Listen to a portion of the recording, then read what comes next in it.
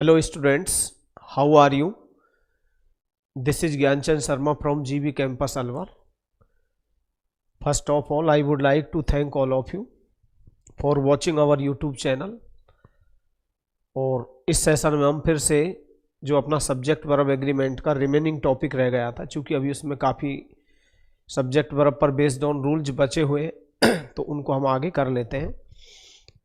तो अपना नियम क्या चल रहा था कि one of, each of, either of, neither of, none of, any of, every one of के बाद आने वाली नाउन अथवा प्रोनाउन हमेशा प्लूरल होती है, और वह नाउन अथवा प्रोनाउन प्लूरल होते हुए भी सिंगुलर हो जाती है, क्योंकि हम 2, 3, 4 या 5 में से किन्हीं एक की बात करते हैं।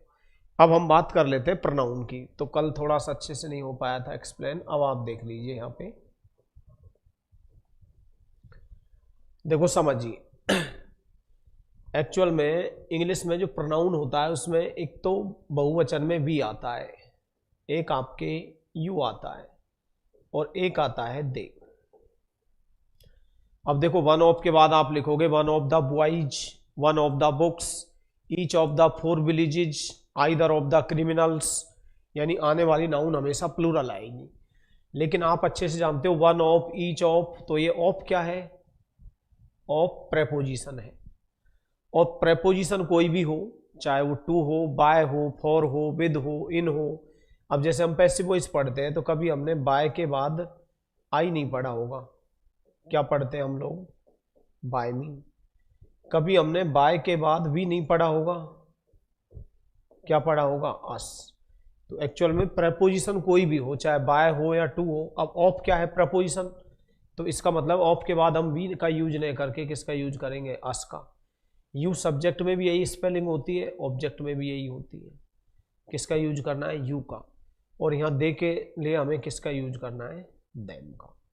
तो आप एक नोट में लिखेंगे आगे,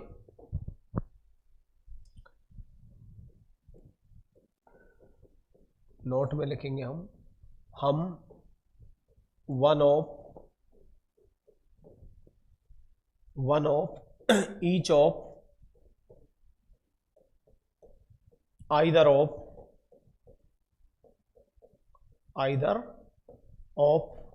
neither of, none of, any of,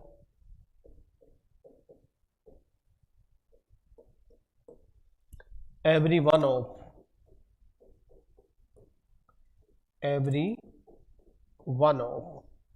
के बाद हम one of, each of, either of, neither of, none of, any of, every one of के बाद प्रोनाउन के रूप में, किसके रूप में? प्रोनाउन के रूप में अस, यू, देम का प्रयोग करते हैं। आप साथ साथ लिख भी लें। तो मैंने क्या कहा कि हम one of, each of, either of, neither of, none of, any of, every one of के बाद प्रोनाउन के रूप में अस, यू, देम का प्रयोग करते हैं, क्योंकि ऑफ एक प्रेपोजिशन है। ऑफ क्या है? एक प्रेपोजिशन है।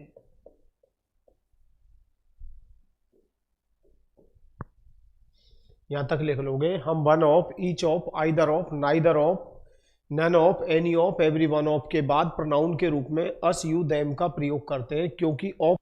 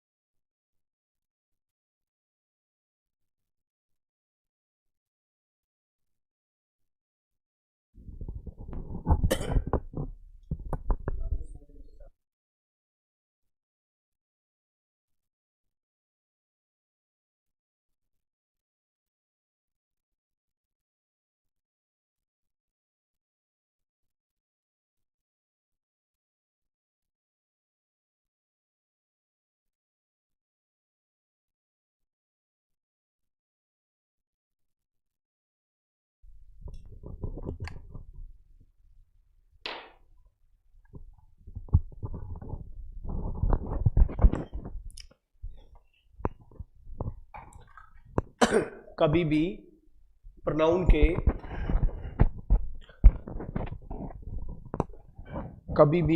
के सब्जेक्टिव केस का प्रयोग नहीं किया जाता है। हम प्रेपोजिशन के बाद, इसके बाद प्रेपोजिशन के बाद हमेशा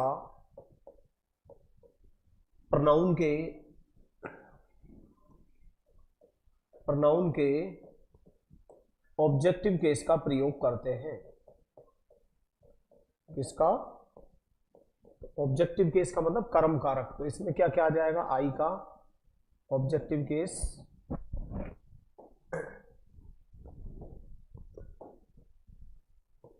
मी, अस, हिम, हर, देम का प्रयोग करते हैं,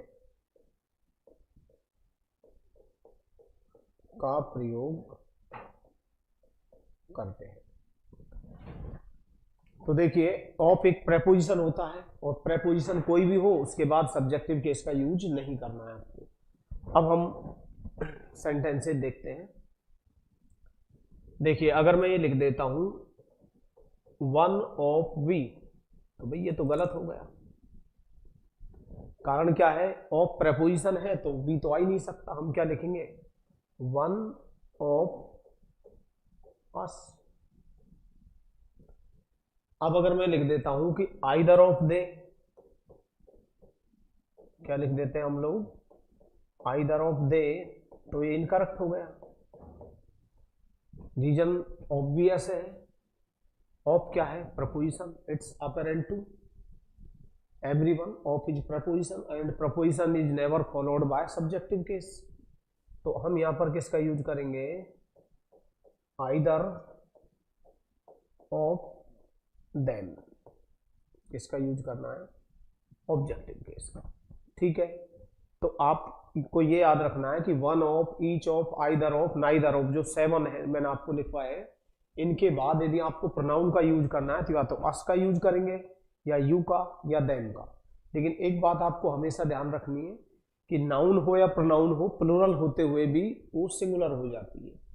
जैसे हम एक सेंटेंस से क्लियर करते हैं। मैंने कहा कि one of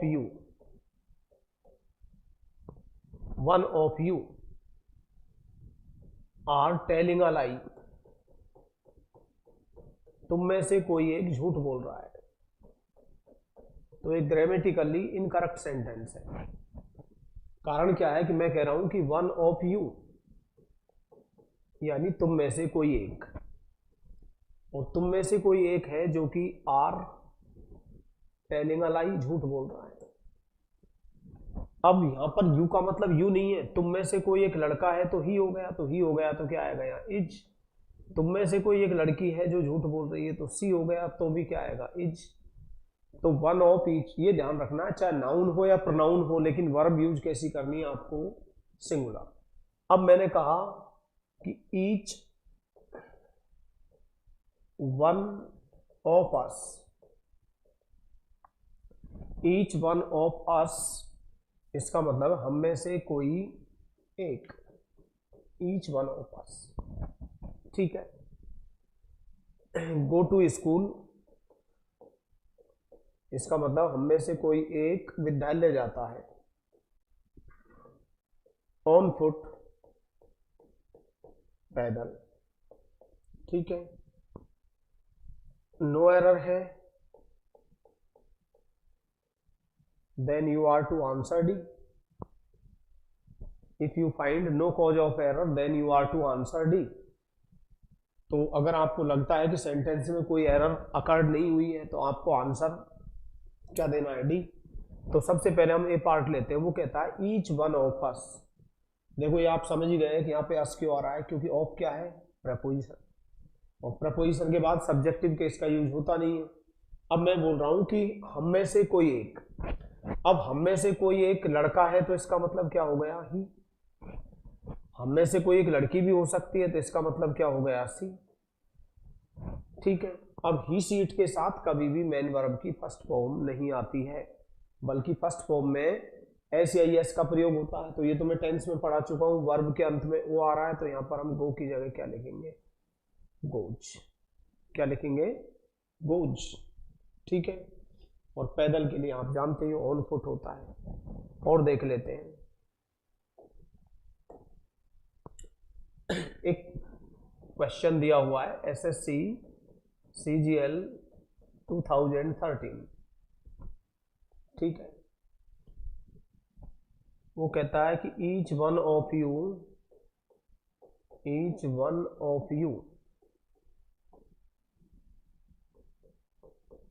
A part must make up their mind, इसको बी पार्ट।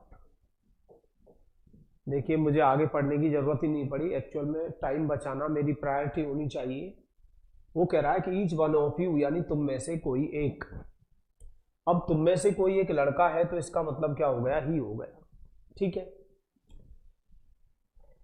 अगर यहां मस्ट नहीं होता तब तो मैं लिखता मेक्स, लेकिन हमें अच्छे से पता है कि मॉडल कोई भी हो, shall, will, can, could, may, might, सभी के बाद मेन वर्ब की फर्स्ट फॉर्म आती है, यानी बेयर इन्फिनेटिव वर्ब का यूज किया जाता है।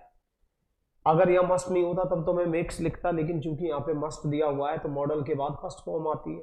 लेकिन यहाँ गलत हो गया है, क्योंकि मैंने आपको शुरू में ही लिखवा दिया है कि जब भी हम one of, each of, either of का यूज करें तो हमें पजेसिव एडजेक्टिव देयर का यूज नहीं करना है, बल्कि हमें instead of their we are to use his, her, its. तो अब मैंने तुम में से कोई लड़के की बात हो रही है तो ही हो गया, तो मैं यहां पे चलूंगा दे, देम, देयर। अब मुझे यहां पर क्या लिखना पड़ेगा, ही, हिम, हिज। तो यहाँ पजेसिव एडजेक्टिव क्या हो गया, हिज। तो देयर की जगह मुझे किसका यूज करना है, हिज का यूज करना।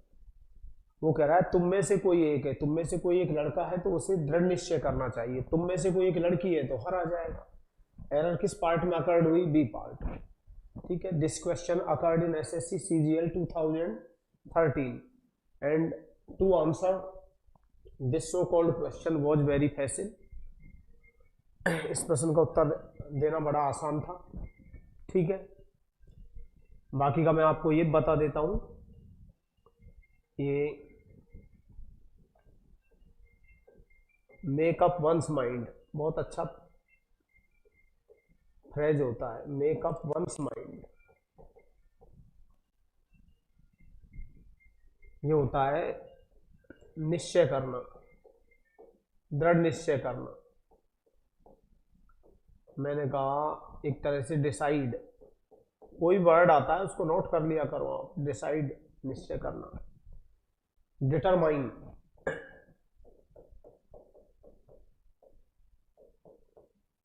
निश्चय करना, यानी मेक अ डिसीजन, निर्णय करना। मेक अ डिसीजन, निर्णय करना। जैसे मैंने कहा कि should I buy a car और अ बाइक, क्या मुझे एक कार अथवा एक बाइक खरीदनी चाहिए। मैंने कहा कि आई हैव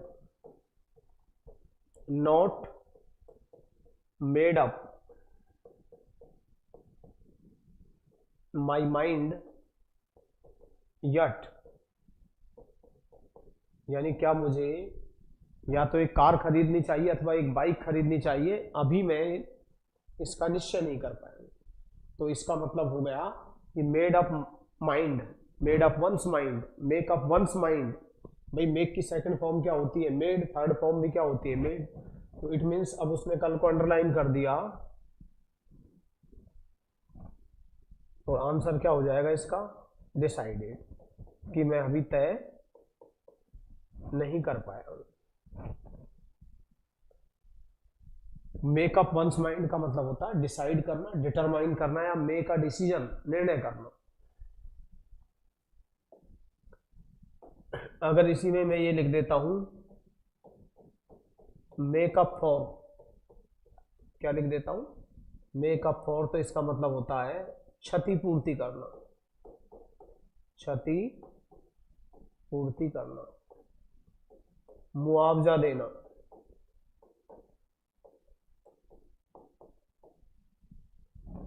ठीक है, जिसके लिए एक बहुत अच्छा फ्रेज होता है make amends for. Make amends for का मतलब भी क्या होता है, क्षतिपूर्ति करना, हर्जाना देना, जिसको हम कंपेंसेट बोलते हैं। बहुत अच्छा वर्ड है, सीजीएल में प्रपोजिशन पूछा जा चुका है। तो कंपेंसेट के बाद कौन सा प्रपोजिशन आता है पूछा जाए तो फॉर, क्षतिपूर्ति करना, मुआवजा देना। तो बहुत सारे वर्ड होते हैं इंग्लिश में, आगे डिस्कस करेंगे। अब आप नोट में लिखेंगे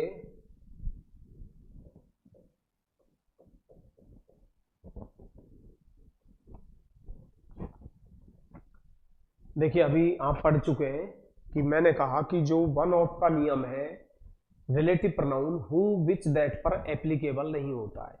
देखिए, अभी मैं हु के बारे में तो बता ही चुका हूं कि हम कैसे फाइंड आउट करेंगे, कैसे डिटेक्ट करेंगे कि हु का प्रयोग रिलेटिव प्रोनाउन के रूप में हुआ है। तो मैंने आपसे बोल चुका हूं, आई हैव टोल्ड यू कि हु से पहले आपको एंटीसीडेंट मिलेगा, पूर्व पद। और ये जो एंटीसीडेंट होगा ये या तो नाउन होगा या प्रोनाउन होगा, और वो भी क्या होगा, व्यक्ति, पर्सन, क्योंकि हम हु का प्रयोग किसके लिए करते हैं, व्यक्ति के लिए।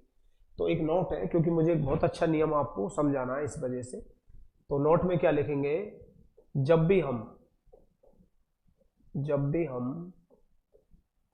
हु का प्रयोग, जब भी हम हु का प्रयोग रिलेटिव प्रोनाउन के रूप में करें, जब भी हम हु का प्रयोग रिलेटिव प्रोनाउन के रूप में करें, ठीक है, तथा हम एंटीसीडेंट के रूप में, एज एन एंटीसीडेंट, एंटीसीडेंट का मतलब पूर्व पद के रूप में,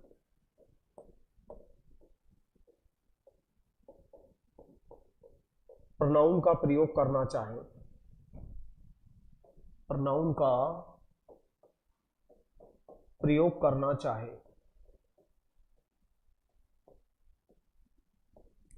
तो हमें प्रोनाउन के सब्जेक्टिव केस का प्रयोग करना चाहिए। किसका, सब्जेक्टिव केस का प्रयोग करना चाहिए। अभी एग्जाम्पल से क्लियर कर दूंगा। मैंने कहा कि जब भी हम हु का प्रयोग रिलेटिव प्रोनाउन के रूप में करना चाहें या रिलेटिव प्रोनाउन के रूप में करें तथा हम एंटीसीडेंट के रूप में प्रोनाउन का प्रयोग करना चाहें, तो हमें प्रोनाउन के सब्जेक्टिव केस का प्रयोग करना चाहिए। कभी भी ऑब्जेक्टिव केस का प्रयोग नहीं करना चाहिए, कभी भी ऑब्जेक्टिव केस का प्रयोग नहीं करना चाहिए। किसका प्रयोग करना चाहिए हमें, हमेशा सब्जेक्टिव केस का, कभी भी ऑब्जेक्टिव केस का नहीं। देखो, ये तो आप भी अच्छे से जानते हो। अगर मैं ये लिख देता हूं, शॉर्ट में समझ लीजिए, मी हूं एम, ठीक है। अब ये हूं यार रिलेटिव प्रोनाउन हो गया, क्या हो गया, रिलेटिव प्रोनाउन। अब जो वर्ब होती है वो किसके अनुसार आती है, एंटीसीडेंट के अनुसार। तो कभी आपने पढ़ा है इंग्लिश में मी एम, तो ये बिल्कुल गलत हो चुका है, बल्कि आप क्या कहेंगे, आई हु एम। क्या पढ़ेंगे आप, आई हु एम। कभी आपने ऐसा पढ़ा है क्या, देम हु आर। अब देखो, ये हु क्या है, रिलेटिव प्रोनाउन, आपको अच्छे से पता है क्या है, रिलेटिव प्रोनाउन। अब देम के साथ कभी आर आता है क्या, तो ये गलत है। क्या लिखना पड़ेगा आपको, they who are, they who are. तो ध्यान रखना, जब भी आप हु का प्रयोग किसके रूप में करें, रिलेटिव प्रोनाउन के रूप में, और हम एंटीसीडेंट के रूप में किसका यूज करना चाह रहे हैं, प्रोनाउन का, तो हमें प्रोनाउन के सब्जेक्टिव केस का यूज करना है, न कि ऑब्जेक्टिव केस का। ठीक है, let us move to some another sentences, अन्य वाक्यों पर चलते हैं, या सॉरी अदर सेंटेंसेज पर चलते हैं। अब मैंने एक सेंटेंस लिखा,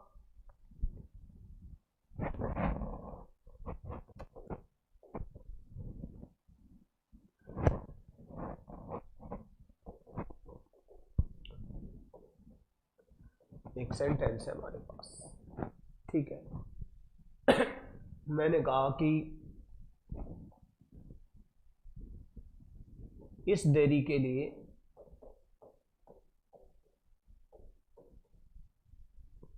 जवाबदेह कौन है,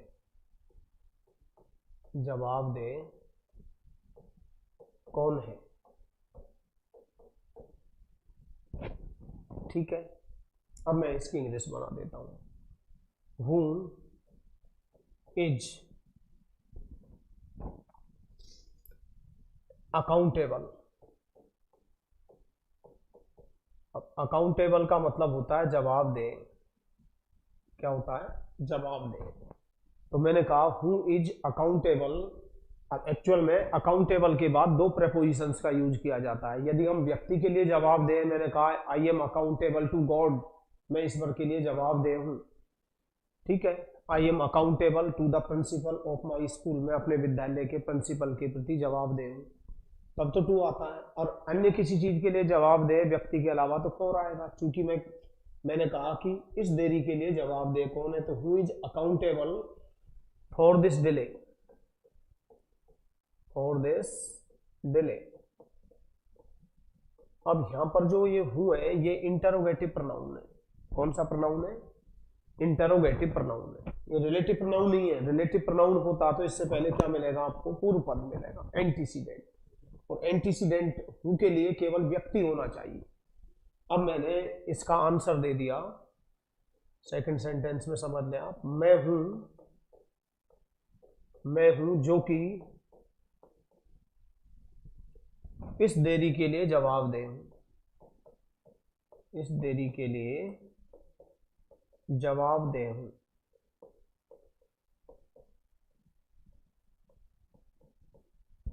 तो मैंने लिख दिया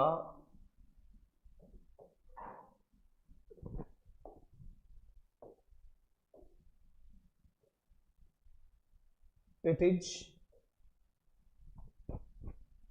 मी who am, it is me who am accountable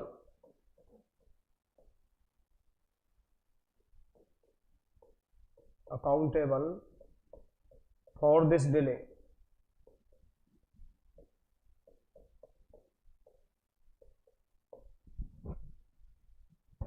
देखिए यहां पर हूँ रिलेटिव प्रोनाउन हो गया है, क्या है हूँ यहां पर, रिलेटिव प्रोनाउन। अभी आप भी जानते हो कि हूँ के बाद एम आ रहा है, तो एम किसके अनुसार आएगा, एंटीसीडेंट के अनुसार। तो मी के साथ एम आता है क्या, तो ये ग्रामेटिकली इनकरेक्ट सेंटेंस हो चुका है। सीजीएल में इस तरह का क्वेश्चन, सिमिलर क्वेश्चन काफी बार आ चुका है, तो आपको यहाँ मी की जगह आई लिखना है। अच्छा, इसमें दूसरा नियम भी एप्लीकेबल होता है कि बी की कोई भी फॉर्म क्यों न हो, बी की होनी चाहिए। वैसे भी आपसे कोई इंट्रोडक्टरी केस में कहे कि हु आर यू, तो अपन जनरली स्पीकिंग में क्या बोल जाते हैं, इट इज मी। आपको इट इज मी नहीं बोलना, आप बोला करो इट इज आई। आपसे कहे हु आर यू और आप कहे कि इट इज अस, तो गलत है, क्या बोला करो, इट इज वी। तो ये हमारे पास इस पॉइंट को प्रूव करने के लिए दो फैक्ट्स हैं। एक तो इट इज के बाद ऑब्जेक्ट केस नहीं आएगा, किसका यूज करना है, सब्जेक्ट केस का। और दूसरा पॉइंट ये है कि हु से पहले कभी भी प्रोनाउन के ऑब्जेक्टिव केस का प्रयोग नहीं होता है, बल्कि हमेशा किसका यूज करना है, सब्जेक्टिव केस का, कोई भी रिलेटिव प्रोनाउन। ठीक है, और देख लीजिए अभी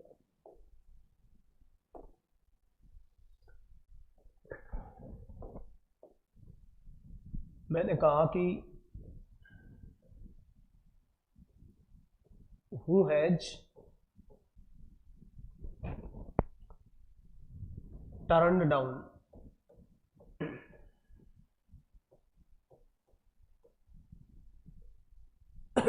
दिस प्रपोजल।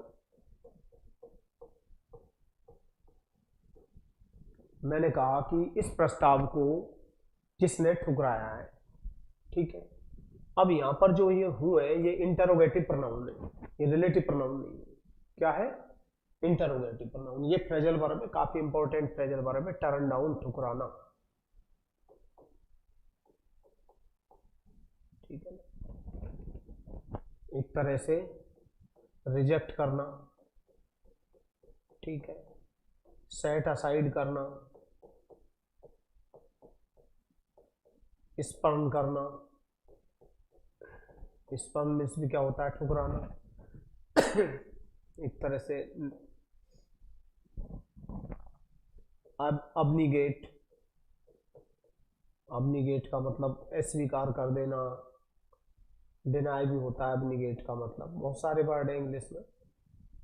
ठीक है, तो मैंने कहा कि who has turn down this proposal, इस प्रस्ताव को किसने ठुकराया है। ठीक है, अब मैं आंसर देता हूं।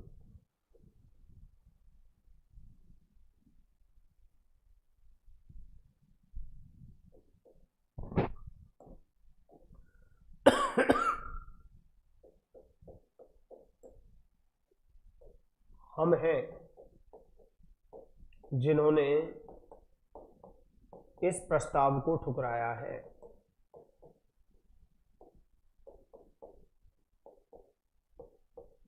ठुकराया है। ठीक है, अब मैंने कहा it is.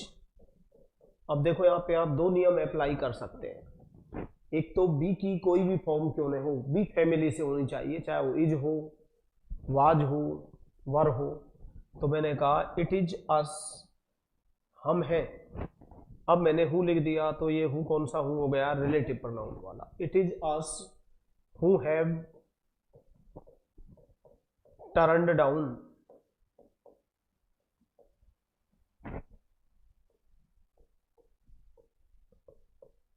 This proposal.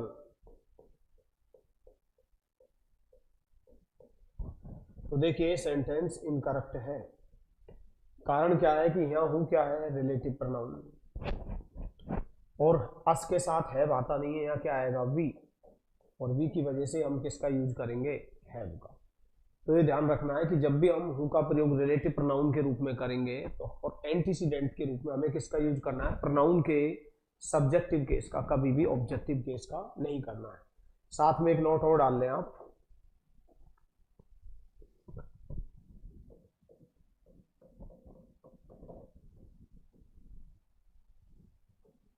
B की कोई भी फॉर्म क्यों नहीं हो, कोई भी फॉर्म क्यों न हो,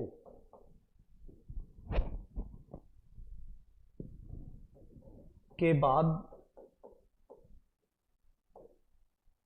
कभी भी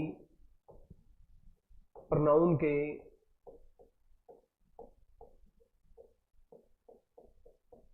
ऑब्जेक्टिव केस का प्रयोग नहीं होता है। ऑब्जेक्टिव केस का प्रयोग नहीं होता है। ठीक है, हम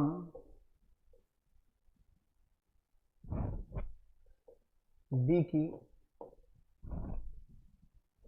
फॉर्म के बाद सब्जेक्टिव केस का प्रयोग करते हैं। इसका सब्जेक्टिव केस का प्रयोग करते हैं।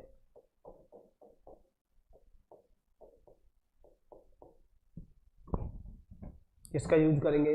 सब्जेक्टिव केस का। देखते हैं अभी हम। ये फर्स्ट फॉर्म है, सेकंड ले लेते हैं, थर्ड,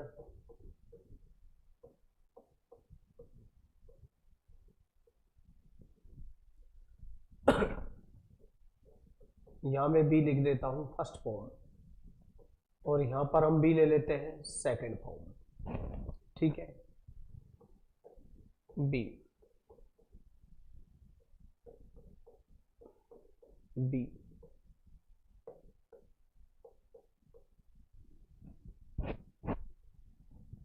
यहां बी का मतलब इज आर एन, क्या हो गया, इज आर एन। यहां बी का मतलब क्या हो गया, वाज वर, सेकेंड फॉर्म हो गई। यहां बी का मतलब क्या हो गया, बीन। प्रेजेंट पार्टिसिपल में बी की फॉर्म क्या हो गई, बीइंग। इंफिनिटिव में क्या हो गई, टू बी। तो ये बी की फॉर्म्स होती है, बी की कोई भी फॉर्म क्यों नहीं हो, उसके बाद आपको किसका यूज करना है, सब्जेक्टिव केस का। जैसे मैंने एक क्वेश्चन लिखा कि if I were him, if I were him, यदि मैं उसकी जगह होता, ठीक है, comma, I would solve your problem, यदि मैं उसकी जगह होता या उसके स्थान पे होता, या यदि मैं वह होता तो मैं तुम्हारी समस्या हल कर देता। एक्चुअल में मैं ज़्यादा कुछ नहीं जानता, लेकिन मुझे अच्छे से पता है कि ये वर क्या है, बी की फॉर्म में। अभी आगे चल के पढ़ाऊंगा। वैसे आई के साथ वॉज आता है, लेकिन एक इमेजिनरी कंडीशन है, कंडीशनल सेंटेंस है, इसलिए यहाँ वर के बाद हमने क्या लिखा है, ऑब्जेक्ट केस। तो यहाँ हिम के स्थान पे मुझे किसका यूज करना है, ही का। किसका, ही का।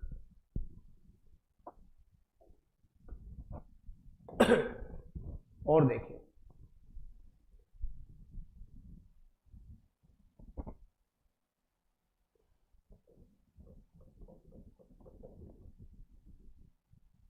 इंट्रोडक्टरी, इंट्रोडक्टरी केस में हम हमेशा it plus be plus subjective case का प्रयोग करते हैं, सब्जेक्टिव केस का प्रयोग करते हैं। ऐसे भी समझ सकते हैं आप। मैंने आपसे कहा हु आर यू, तुम कौन हो। अब मैंने आपसे क्वेश्चन किया है कि हु आर यू, तुम कौन हो।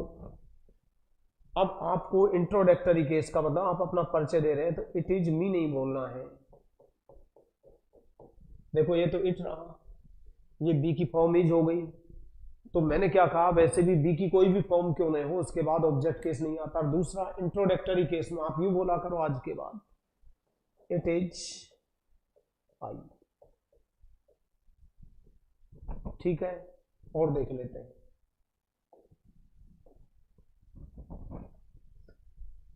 मैंने कहा कि who is knocking at the door, दरवाजा कौन खटखटा रहा है, दरवाजा कौन खटखटा रहा है। अब आपने कहा कि इट इज देम, वे है, it is them who are knocking at the door,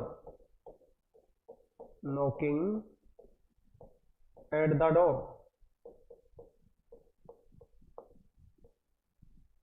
तो देखिए सेंटेंस ग्रामेटिकली इनकरेक्ट हो गया। इसके पीछे रीजन क्या है, एक रीजन तो ये है कि बी की कोई भी फॉर्म क्यों नहीं हो, ये इज है, क्या है, इज। और मैंने क्या कहा कि बी की कोई भी फॉर्म क्यों नहीं हो, और दूसरा क्या है, वो रिलेटिव प्रोनाउन है, उनके बाद आ रहा है, तो यहाँ देम नहीं आएगा, बल्कि किसका यूज करना है, दे का यूज करना है। इट इज दे, वे हैं, who are knocking at the door, जो कि दरवाजा खटखटा रहे हैं। ठीक है, तो ये याद कर लेना आप, नॉक एट द डोर,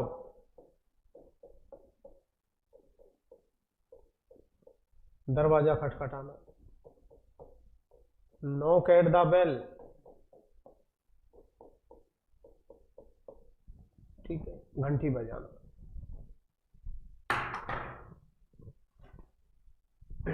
समझ गए आप?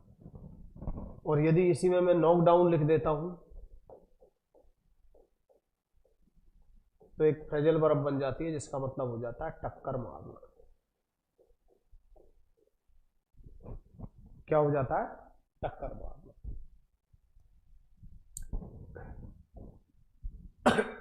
देखिए मैंने एक फ्रेजल वर्ब तो आपको पहले पढ़ा दी थी, कट डाउन, ठीक है। दूसरी मैंने आपको नॉकडाउन भी पढ़ा दी थी, याद किया करो। वोकेबलरी इन्हांसमेंट भी आपके लिए बहुत जरूरी है, ठीक है। आज मैंने एक और बता दी थी आपको, टर्न डाउन। तो ये तो बेसिक में ही क्लियर हो जाएंगी आपकी वोकेबलरी। तो अब कट डाउन का मतलब होता है कटौती करना, तो हमने क्या कह दिया इसके लिए? कर्टेल। रिड्यूस करना, क्या करना? रिड्यूस, कम करना। डिक्रीज, कम करना। ड्विंडल, एक तो स्विंडल होता है, स्विंडल तो धोखा देना होता है, ड्विंडल का मतलब क्या होता है? डिक्रीज करना, कम करना। ये नॉकडाउन होता है, ये टक्कर मारना होता है, हिट करना। ये टर्न डाउन होता है जो कि रिजेक्ट होता है, ठीक है। अबनीगेट होता है, सेट असाइड होता है। तो इस तरह से आप इनको याद कर लिया करो, ठीक है।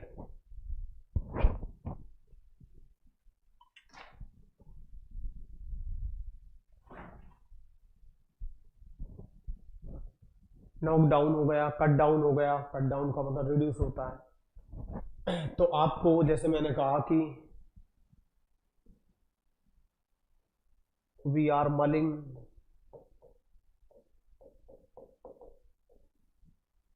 वी आर मलिंग, मल का मतलब विचार कर रहे हैं, सोच रहे हैं। टू कट डाउन, कटौती करने की, कम करने की, स्मोकिंग, हम धूम्रपान में कटौती करने की सोच रहे हैं, ठीक है।